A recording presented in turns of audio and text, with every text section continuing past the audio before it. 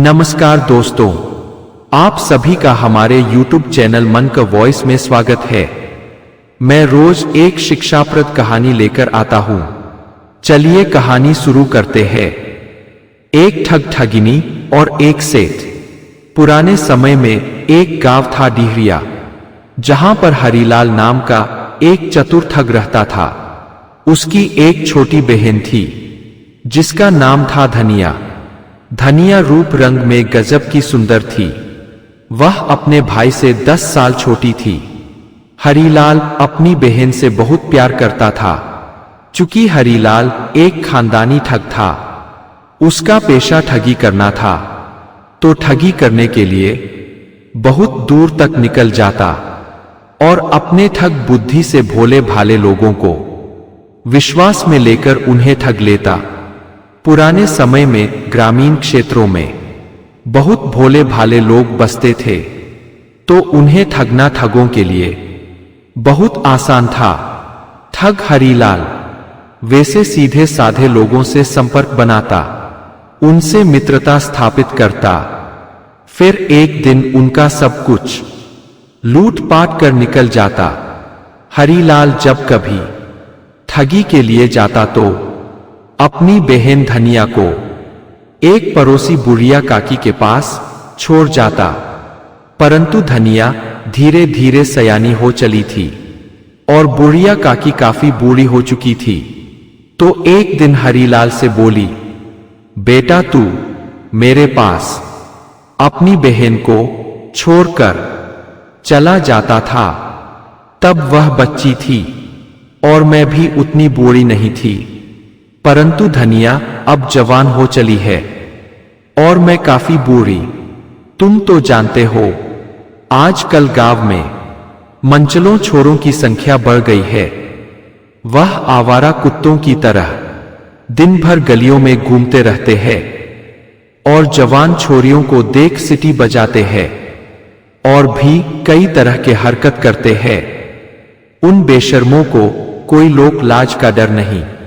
मुझ बुढ़िया में अब उतनी सामर्थ्य भी नहीं कि उन्हें डांट फटकार सकूं, बल्कि वही मुझे डांट फटकार लगा देते हैं।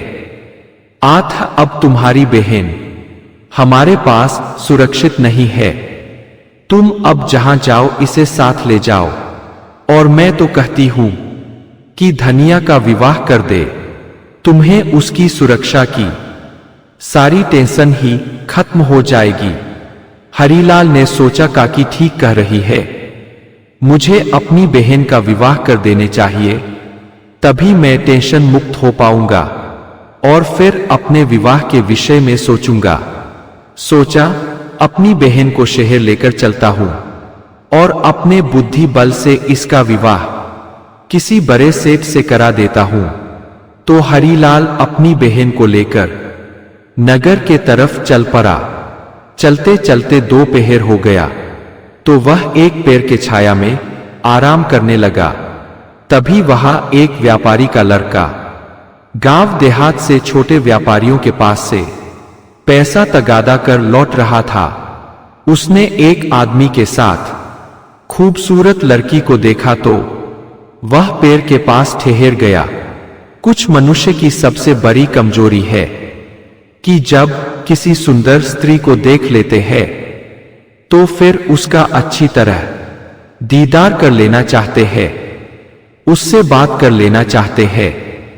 तो वह व्यापारी का बेटा भी थोड़ा आशिक मिजाज था।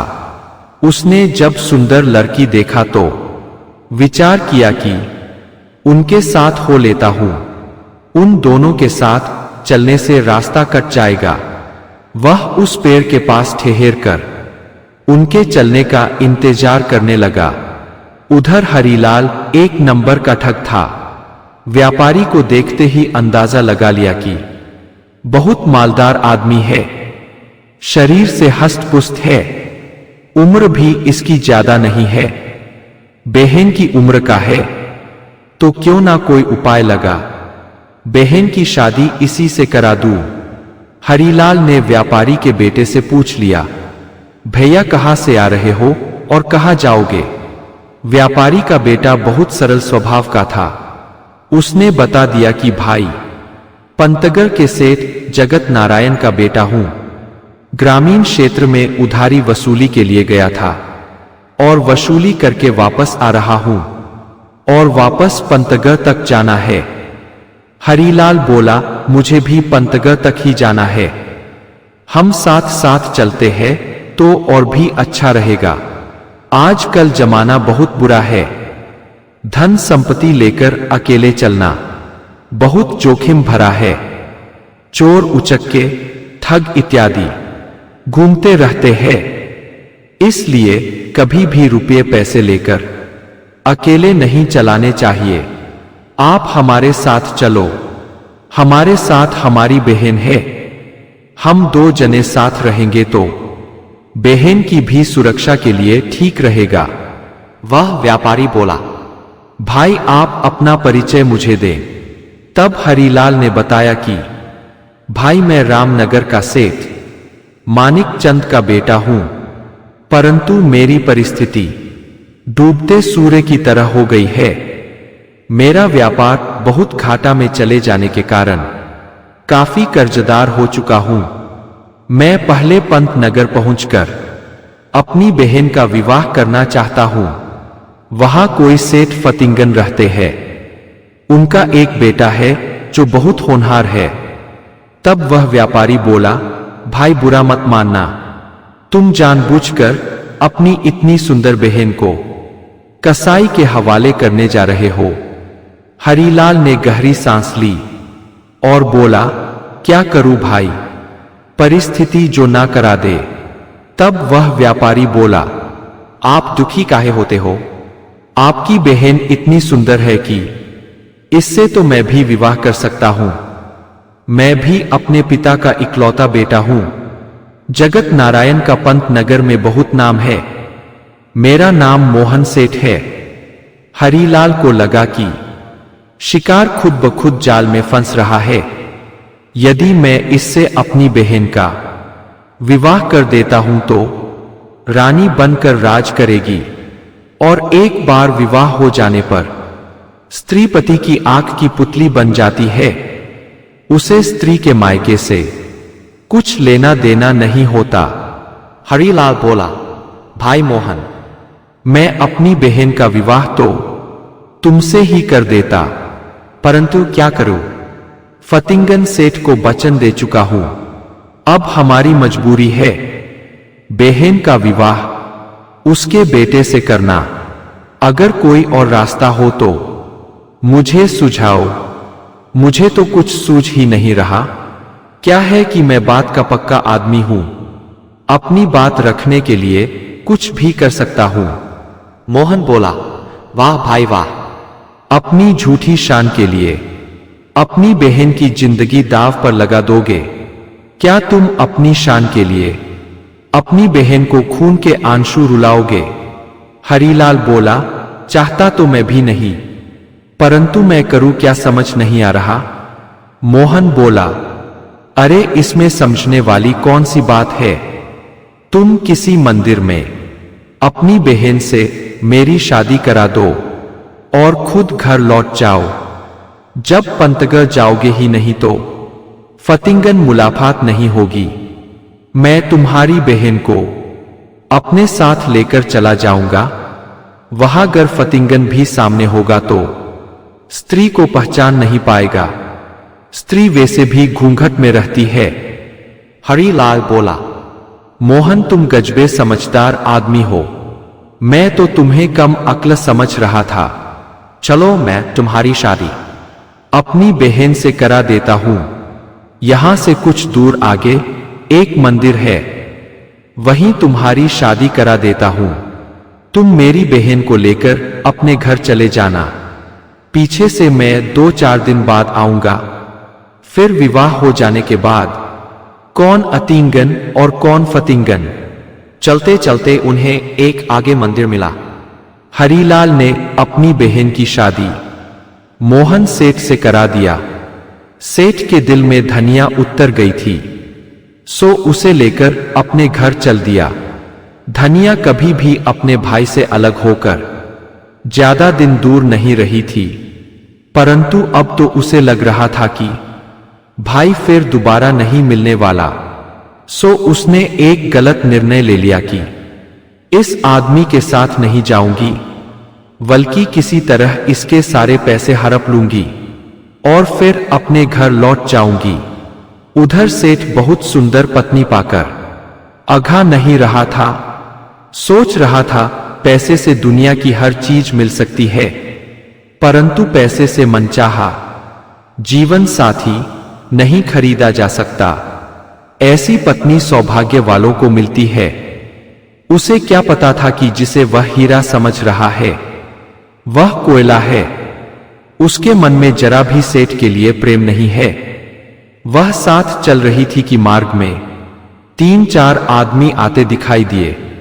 धनिया को अच्छा मौका मिल गया। वह चिल्ला उठी, बचाओ बचाओ, यह आदमी मुझे बलात् लिए जा रहा है, मेरा रुपया पैसा भी छीन लिया है। लोगों को तो स्त्रियों के प्रति झुकाव ज्यादा रहता है, तो तुरंत सेठ से पूछ बैठे, क्यों बे तेरी इतनी हिम्मत कि सरेआम स्त्री को अपने साथ लेकर जाए। सेठ घमंड से बोला, क्यों ये तुम लोगों की बहन लगती है? अरे मेरी पत्नी है, इसे मैं नहीं तो तुम लोग ले जाओगे। धनिया बोली, अरे यह आदमी झूठ बोल रहा है, मैं तो इसे जानती तक नहीं। फिर क्या था? लोगों को सेठ के सीना जोरी पर ताव आ गया। आर सेठ की हजामत बनाने लगे। उधर मौका पा धनिया सेठ की पैसे वाली पोटली लेकर चंपत हो गई। वह रात होते होते अपने घर आ गई। भाई उसे देख बहुत आश्चर्य में पड़ गया। बोला, बहन तुम्हें गलत कदम नहीं उठाने चाहिए था, तुम अपने पैर में खुद कुल्हाड़ी मार ली हो। तुम्हें मोहन जैसा पति बहुत सौभाग्य से मिला था। धनिया बोली, भाई अभी हमारी उम्र खेलने खाने की है और तुम मुझे जंजाल में फंसा दिया था। अरे देखो सेठ का सारा माल लेकर आ गई हूं। पहले तो हरीलाल को लगा कि बहन बेवकूफ है, मगर जब देख लिया कि उसका माल लेकर आ गई है तो बोला, चलो कोई बात नहीं, तुमने अच्छा ही किया है। अब हम साथ मिलकर ठगी करेंगे। शादी विवाह तो होता रहता है, पैसा से तो कुछ भी हो सकता है, पैसा से तो भगवान भी मिल जाते हैं। जाओ आराम करो, बहुत थक गई होगी। धनिया अपने कमरे में सोने चली गई। जब आधी रात हुई तो धनिया ने देखा कि सेठ तो उसके कमरे में आ गया है। वह चिल्लाने को हुई तो सेठ बोला, जरा ठहरो, मैं तुम्हें ले जाने नहीं आया हूं और ना अपना धन मांगने आया हूं। मैं तो बस तुम्हें यह बताने आया हूं कि तुमने सोने का खादान छोड़कर कोयला लूट लिया है। अरे मेरी पत्नी बनी होती तो मेरे लाखों की संपत्ति की मालकिन तुम खुद होती, परंतु तुम्हारे भाग्य में दुर्भाग्य लिखा था, तो उसे कौन बदल सकता था? ये तुम्हारी अंगूठी वहीं गिर गई थी, इसे रख लो और तुमसे मुझे कुछ नहीं कहना। एक ठग की बहन से निजात तो मिला, मनुष्य को बिना नुकसान किए सबक नहीं मिलता। मुफ्त की शिक्षा कभी जेहन में नहीं उतरती। धनिया को जैसे नींद खुल गई थी। सोची, अरे मैंने तो सचमुच अपनी जिंदगी में आग लगा दी है। 200-400 सोने के सिक्के के लिए पागलपन कर बैठी, वरना मैं तो अब तक सेठानी होती। वह सेठ से बोली, मुझे माफ कर दो, मुझसे बहुत बड़ी भूल हो गई है। मुझ ना समझ में इतनी भी अक्ल नहीं की। भारतीय स्त्री पति का साथ मरने के बाद ही छोड़ती है और मैं अभागन जीते जी आपको छोड़ दी। मेरे को तो नर्क में भी स्थान नहीं मिलने वाला। सेठ बोला, तुमने माफी लायक कोई स्थान ही नहीं छोड़ा है। मुझे लोगों से पिटवा दी, मेरा धन लेकर भाग आई। अब कैसे भरोसा कर लूं कि तुम नहीं भागोगी, छल कपट नहीं करोगी? धनिया बोली, मुझे कभी मां का प्यार नहीं मिला, मुझे किसी ने सिखाया ही नहीं कि पति के साथ कैसे रहा जाता है। मैंने सिर्फ भाई को ठगी करते देखा था और उसी को अपना नसीब मान चुकी थी। परंतु मुझे अब अक्ल आ गई है कि मैं तो सेठानी बन गई थी, फिर भी पागलपन कर बैठी। आप कितने भले आदमी हो जो मुझ दुष्ट स्त्री के लिए फिर मेरे पास आ गए हो। परंतु मैं कसम खाती हूं कि आपका साथ जिंदगी भर नहीं छोड़ने वाली। आप अभी इसी वक्त यहां से मुझे ले चलिए। मनुष्य को यदि प्रेम का रोग लग जाता है तो वश इश्क में नष्ट हो जाता है, उसे कुछ नहीं सूझता। तो सेठ प्रेम रोग से ग्रसित हो गया था, परंतु गनीमत थी कि धनिया का दिल बदल चुका था। दोनों आधी रात में ही घर से भाग लिए। सुबह होने पर जब हरीलाल बहन के कमरे में गया तो बहन तो वहां थी ही नहीं, बस वहां उसके पुराने कपड़े पड़े थे। वह अपने साथ एक पैसा भी लेकर नहीं गई थी। सेठ उसे अपने साथ लेकर चला गया था। धनिया अब बिल्कुल बदल चुकी थी। हरीलाल पहले तो किसी आशंका से परेशान था कि बहन कहाँ चली गई, परंतु बुढ़िया काकी ने उससे बताया कि बेटा तू चिंता मत कर, बेटी अपने पति के साथ गई है। जाते वक्त मुझसे मिली थी और बोल कर गई कि भाई से तभी मिलने आऊंगी जब वह ठगी का धंधा छोड़ देगा। हरीलाल को इस बात का आघात लगा कि बहन को क्या हो गया कि मुझसे नफरत करने लगी है। अगर वह मेरी ठगी छोड़ देने से खुश है तो मैं जिंदगी में कभी किसी को नहीं ठगूंगा। हरीलाल अब एक शरीर इंसान बनकर जी रहा था।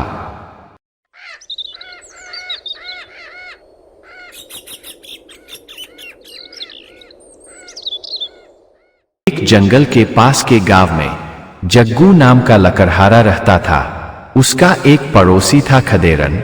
वह लकड़हारा तो नहीं था, परंतु जग्गू के देखा देखी लकड़ी काटने का काम शुरू कर दिया था और उसी को अपना रोजगार बना लिया था।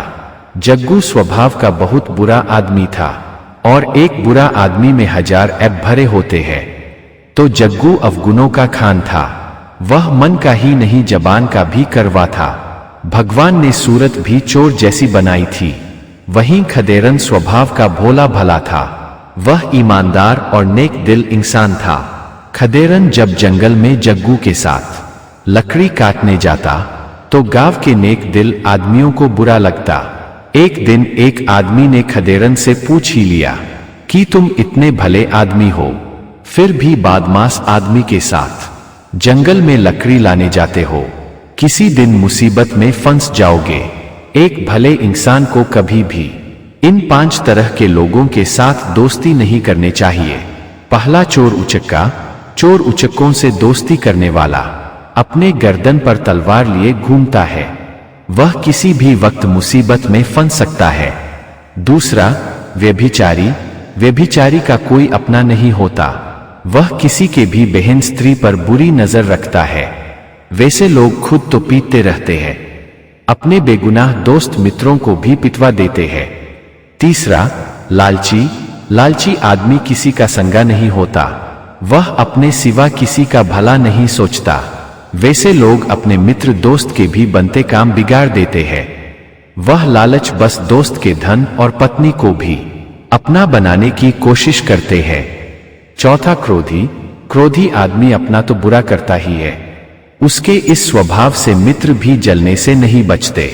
वह बिना कारण किसी से भी उलझकर बनते काम बिगाड़ देता है।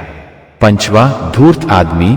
धूर्त आदमी बहुत मीठा बोलता है और मित्र के सामने रो धोकर अपना काम निकालने का कोशिश करता है, परंतु काम निकल जाने पर गिरगिट की तरह रंग बदल लेता है। वह मित्र का कोई एहसान नहीं मानता, बल्कि लोगों से कहता फिरता है कि मैंने अपने ही मित्र को मुल्ला बना दिया, उसे जूते की टोपी पहना दिया। इसलिए भाई खदेरन तुम जग्गू से सावधान रहो। मैंने जितने भी ऐप बताए हैं जग्गू में कूट कूट कर भरा है। खदेरन भी सोचता कि लोग तो ठीक ही कह रहे हैं, परंतु इस गांव से जंगल में कोई दूसरा लकड़ी काटने नहीं जाता। मैं लकड़ी का धंधा बंद भी नहीं कर सकता, क्योंकि मुझे इसमें रोज के रोज पैसे मिल जाते हैं। दूसरा काम जानता नहीं, तो मेरी तो मजबूरी है कि जंगल में जाओ, परंतु मुझे उससे सावधान रहने चाहिए। वहीं जग्गू रोज उसके साथ जंगल जाता, परंतु मेहनत खदेरन से ही करवाता और उसकी लकड़ियां बहुत चालाकी से चुरा लेता। कभी कोई सूखा पेड़ देख लेता तो कहता कि यह पेड़ मैंने देखे हैं, इसलिए इस पेड़ से तुम जितनी लकड़ियां काटोगे उसमें से आधा मुझे देना पड़ेगा। और बैठे बैठे आधा ले भी लेता था, परंतु खदेरन को समझ आ गया था कि जग्गू हमारे साथ धोखा कर रहा है।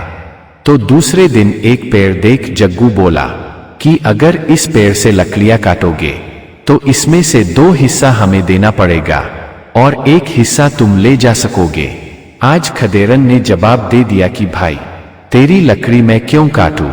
तुमने पेड़ पहले देख लिया है तो उसे तुम काटो, तब तक मैं किसी दूसरे पेड़ से अपने लिए लकड़ी काट लेता हूं। जग्गू सोचा मूर्ख है, इसे भला लकड़ी कहाँ मिलेगी।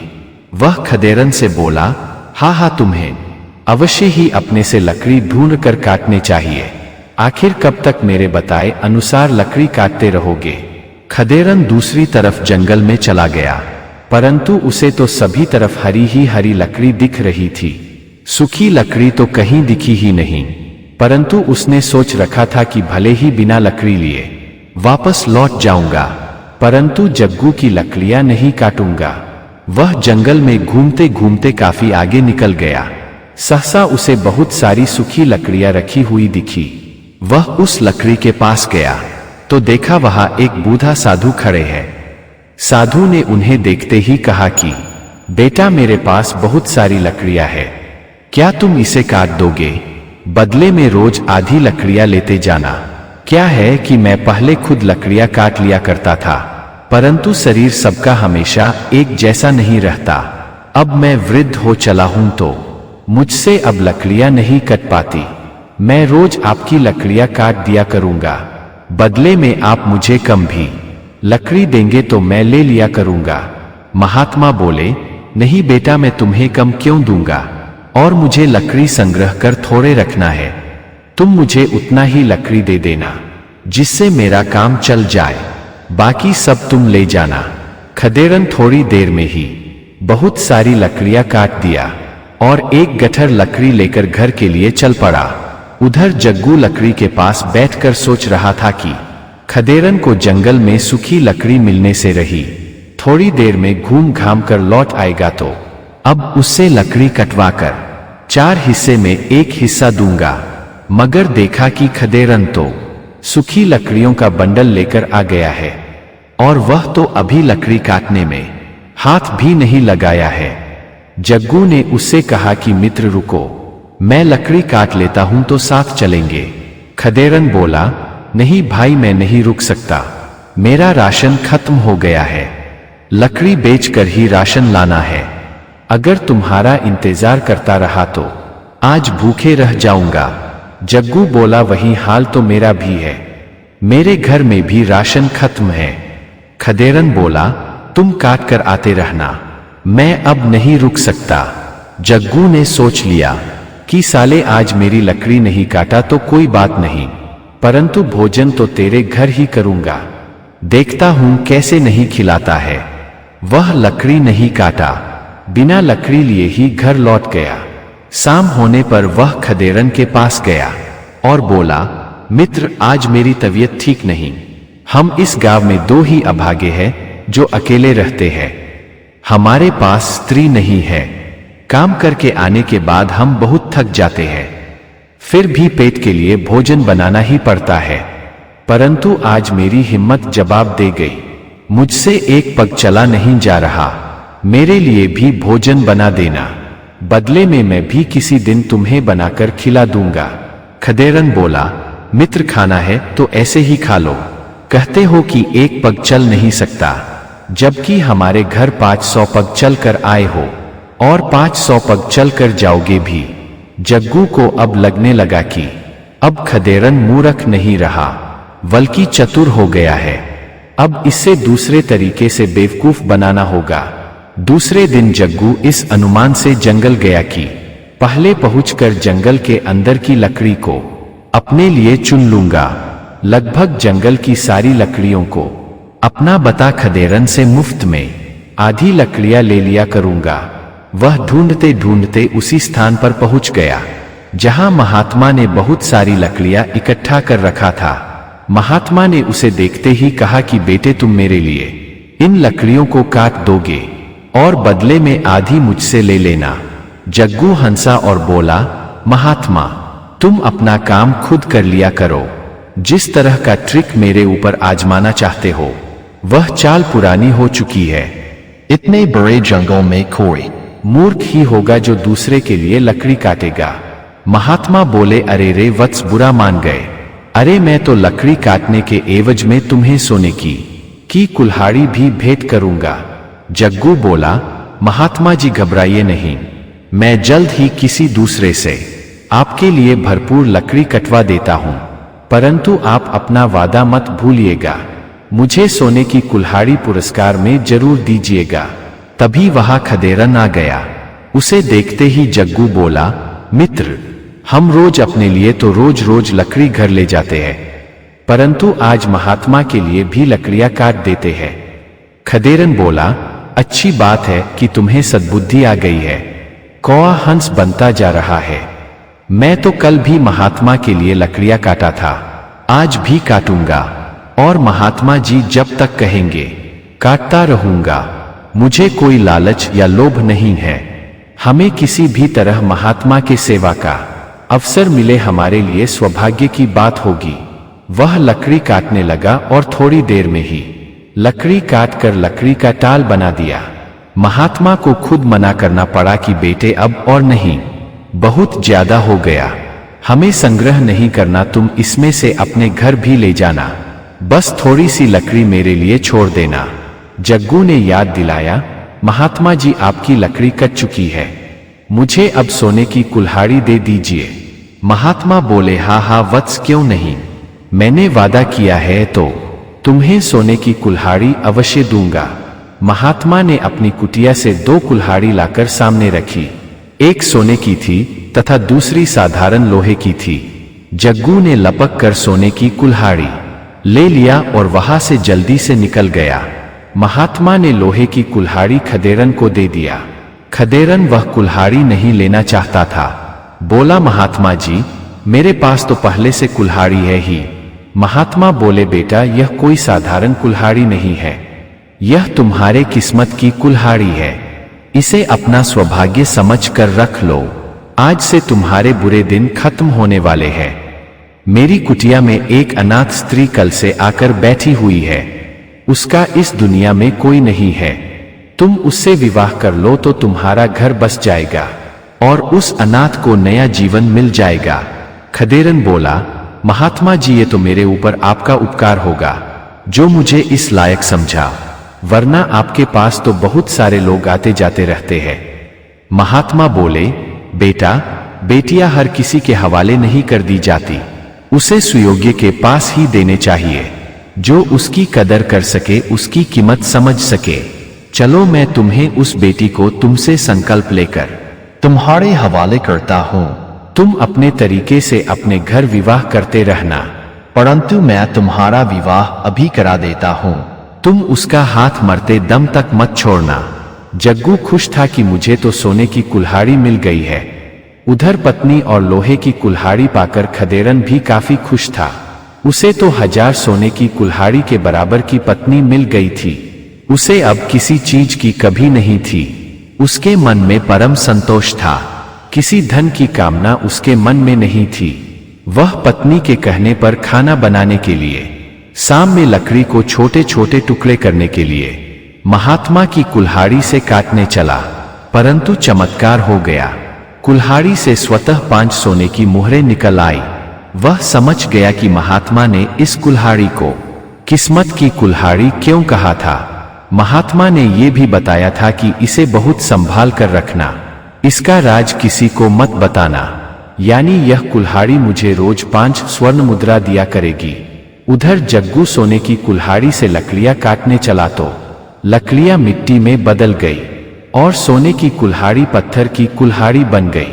इधर खदेरन अपनी पत्नी के साथ खुशी खुशी रहने लगा और जग्गू अपनी मक्कारी के कारण रोज गरीब बनाता जा रहा था। मनुष्य को अपने परिश्रम का फल अवश्य मिलता है। सही दिशा में सही प्रयास करने वाला कभी असफल नहीं होता। किस्मत का रोना कामचोर और कायर करते हैं। परिश्रम करने वाला चाहे जिस क्षेत्र में प्रयास करे, अपने कामों से इतिहास बदलता रहता है।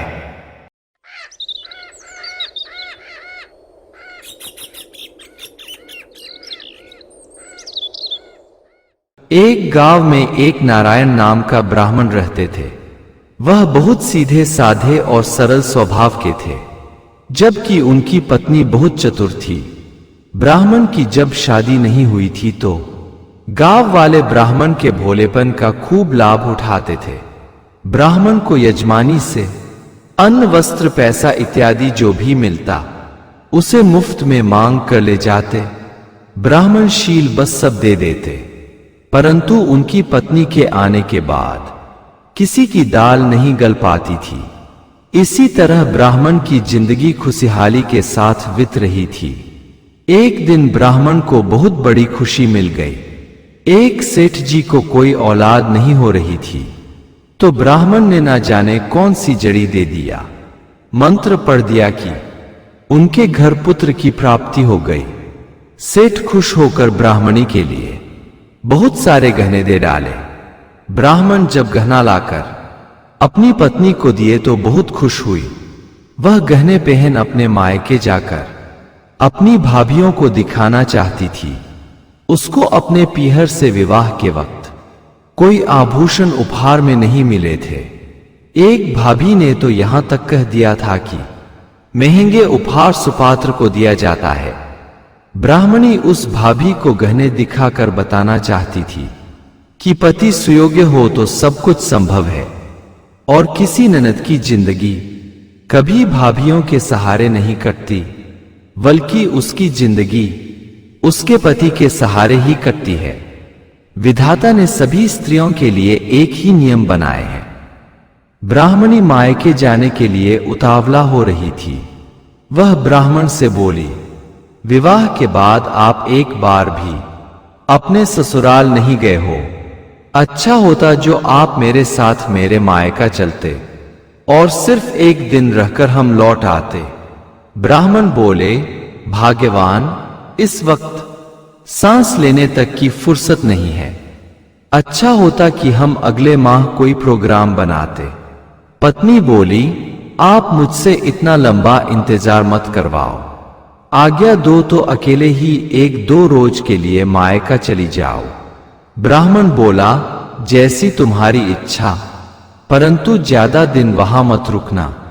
ब्राह्मणी बोली, नहीं नहीं, मैं खुद ही ज्यादा दिन नहीं रुकने वाली, बस 1 दिन बाद ही वापस आ जाऊंगी। ब्राह्मणी खूब साज धज कर गहने पहन घर से निकली तो ब्राह्मण ने चेताया, भाग्यवान, अपने गहने निकाल कर झोले में रख लो। अकेली देखकर चोर उच्चकों के हौसले बढ़ सकते हैं और वे तुम्हारे साथ लूटपाट कर सकते हैं। ब्राह्मणी बोली, आपकी शंका जायज है, परंतु आप बिल्कुल निफिक्र रहिए। ब्राह्मणी अपने पीहर के लिए चल पड़ी। वह पगडंडी पकड़ अकेली ही जा रही थी। कुछ दूर चलने के बाद उसे 2 आदमी मिल गए। उन दोनों ने कहा, बहन, अकेली अकेली कहाँ जा रही हो? तुम्हारे पति साथ नहीं दिखते, लगता है पति से लड़ाई करके आ रही हो। ब्राह्मणी बोली, बात तो कुछ ऐसी ही है। मैं ठहरी जाटनी, मुझे किसी की बात बर्दाश्त करने की आदत नहीं। तो हो गई पति से लड़ाई, परंतु हमें कोई चिंता नहीं, क्योंकि तुम दोनों मेरे 2 भाई जो मिल गए हो। दोनों ने पूछा, बहन, तुम्हें किस गांव जाना है? ब्राह्मणी बोली, श्यामपुर जाना है। तब दोनों बोले, अरे हमें भी वहीं तक जाना है।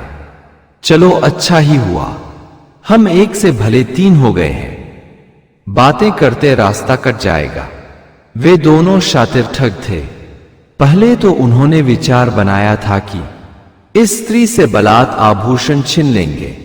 परंतु जब उन्हें पता चल गया कि जाटनी है तो डर गए, समझ गए कि अकेली ही दोनों पर भारी है, कहीं हंगामा कर दी तो जान के लाले पड़ जाएंगे।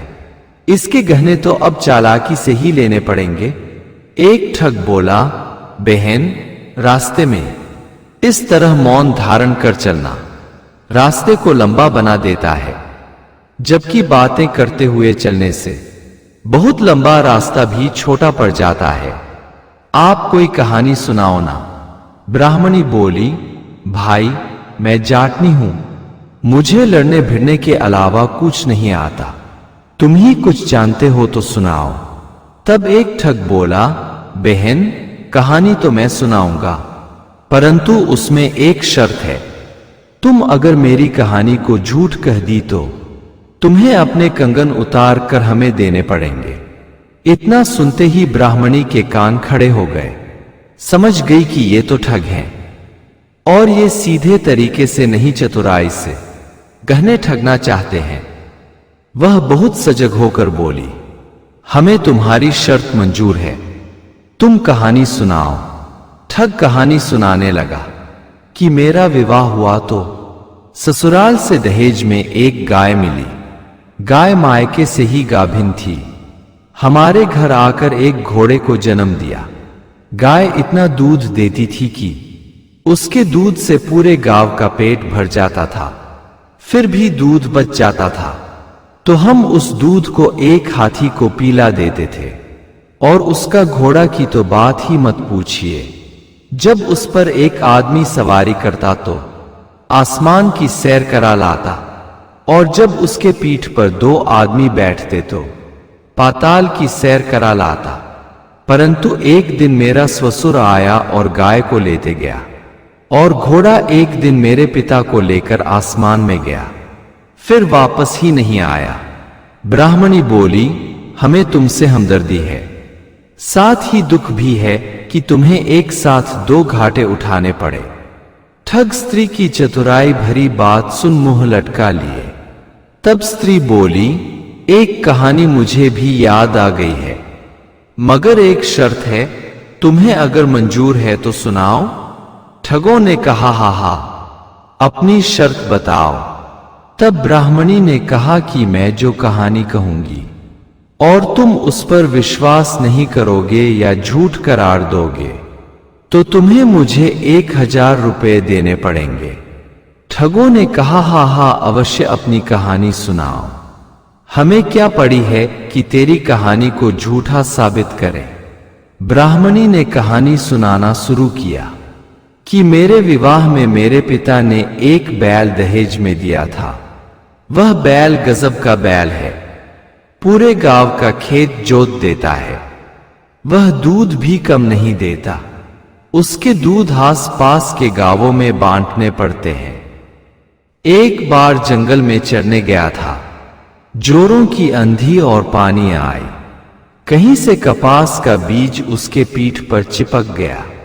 देखते देखते एक पेड़ बन गया। अब वह पेड़ की रुई से ही हमारे पास पड़ोस के राज्य में कपड़े बनते हैं। एक बार कुछ कपड़े और पगड़ी चोरी हो गए थे। वह पगड़ी इस समय तुम दोनों के सिर पर मौजूद है। जो तुम दोनों ने कुर्ता पहन रखा है उसी कपड़े का है, और धोती भी जो पहने हुए हो वह भी उसी कपड़े का है। अब उसे फटाफट उतार कर मेरे हवाले कर दो। ठग बड़ी मुश्किल में पड़ गए। अगर कहानी को झूठ बताते हैं तो 1000 रुपए देने पड़ेंगे। ये कपड़े देना ही ठीक है, क्योंकि ये कपड़े दोनों को मिलाकर 100 रुपए से ज्यादा के नहीं होंगे। वे कुर्ता और पगड़ी उतार कर ब्राह्मणी के हवाले कर दिए और ब्राह्मणी से बोले, बहन, अब धोती उतरवा लोगी तो हम तो नंगे हो जाएंगे, और एक स्त्री के सामने हम नंगे हों, ये मर्यादा के खिलाफ होगा। आप ये कपड़े मेरे शरीर पर छोड़ ही दो। स्त्री ने कहा, ठीक है, मैं छोड़ देती हूं, परंतु ये याद रखना कि ये धोती तुम्हारी नहीं है, मैं उसे कभी भी वापस ले सकती हूं। ठग बोले, बहन आगे एक छोटा बाजार है, हमें जोरों की भूख लगी है, आप कृपा कर कुछ खिला दो। ब्राह्मणी बोली, क्यों नहीं, अवश्य खिलाऊंगी। ये बात तो मैं खुद सोच रही थी। मैं जब घर से निकली थी तो खाना नहीं खाया था और घर से पैसे भी नहीं लिए थे, क्योंकि पति से झगड़ा हो गया था। परंतु कोई बात नहीं, अभी अपनी कंगन बेच देती हूं और खुद भी खाती हूं और तुम्हें भी खिला ही देती हूं, क्योंकि तुम लोगों ने मुझे बहन कहा है। दोनों ठग बोले, क्यों नहीं, क्यों नहीं, तुम बिल्कुल मेरी बहन जैसी लगती हो। ब्राह्मणी जब बाजार में गई तो दोनों को एक पेड़ के नीचे बैठा दिया और खुद एक सुनार की बड़ी दुकान में चली गई। सुनार बहुत बड़ा दुकानदार था, उसके यहां नौकर चाकर भी बिकते थे। वह बहुत सारे नौकर खरीद कर रखता था और दूसरे सेठों को किराए पर देता था। उसे गुलाम नौकरों से अच्छी कमाई हो जाती थी। ब्राह्मणी ने कहा कि सेठ जी, इस वक्त हमारे पास 2 गुलाम हैं, आप खरीदना चाहो तो सस्ते में दे दूंगी। मुझे कुछ पैसे की जरूरत आ पड़ी है। और ये मुस्टंडे बैठकर रोटी तोड़ रहे थे, बुरे वक्त के लिए ही तो इन्हें खरीद कर रखा था। सेठ बोला, कहाँ हैं दोनों गुलाम? तब स्त्री ने बताया कि उस पेड़ के पास बैठे हैं। चलो दिखाती हूं, उसने सेठ को दिखाते हुए कहा कि अरे दोनों को बेच दूं कि एक को बेचूं। दोनों ठग समझे कि स्त्री कंगन की बात कर रही है। बोले, अरे बहन, दोनों को बेच ही डालो। सेठ बोला, बस ठीक है, बस मुझे इतना ही जानना था। तुम उन दोनों के 1000 रुपए ले लो और जाते वक्त दोनों को अंदर भेज दो। ब्राह्मणी पैसा लेकर उन दोनों के पास गई और बोली, मैंने तुम दोनों के खाने के पैसे सेठ के पास जमा कर दिया है। अंदर बहुत सुंदर सेठ की एक लजीज व्यंजनों की दुकान है, तुम चलकर खाओ। मैं अभी कुछ जरूरी काम कर आती हूं तो खाती हूं। दोनों भोजन के लालच में अंदर चले गए और सेठ से कहा कि कहाँ है आपका भोजन वाला ढाबा? सेठ बोला, कैसा ढाबा? अरे उस स्त्री ने आपके पास पैसे जमा नहीं किए थे। सेठ बोला, नाटक बंद करो, उस स्त्री ने तुम दोनों से पूछकर ही तुम्हें बेचा था और मेरे सामने ही तुम दोनों ने कहा था कि दोनों को बेच दो। अब ज्यादा नौटंकी दिखाओगे तो मैं तुम्हें किसी शैतान किस्म के आदमी के पास बेच दूंगा। वह मार कर काम भी कराएगा और भोजन भी नहीं देगा। दोनों ने अब चुपचाप सेठ के पास ही गुलामी करने में अपनी भलाई समझी। ब्राह्मणी आराम से मायका घूमकर घर लौट गई और यह बात ब्राह्मण से बताई तो पत्नी की चतुराई पर बहुत खुश हुआ और मजाक में कहा कि भाग्यवान देखना, किसी दिन मुझे मत बेच देना। ब्राह्मणी पति के तरफ देखकर मुस्कुराने लगी। अगर आपको हमारी कहानी अच्छी लगी हो तो हमारे चैनल को सब्सक्राइब करें, लाइक करें और कमेंट बॉक्स में राधे राधे जरूर लिखें। आपसे पुनः मिलते हैं एक नई वीडियो के साथ। तब तक के लिए आपको और आपके पूरे परिवार को राधे राधे।